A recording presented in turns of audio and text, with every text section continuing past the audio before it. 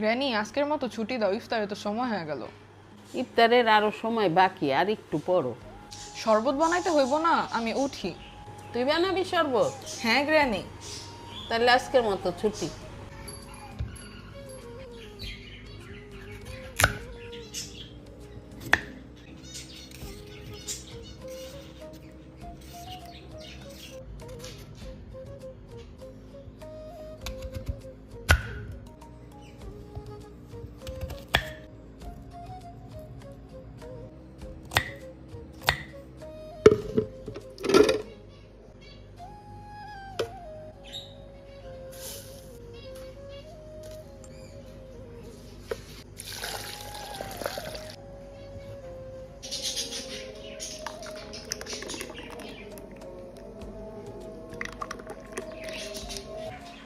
আমার শরবতটা কেমন হয়েছে গ্র্যানি?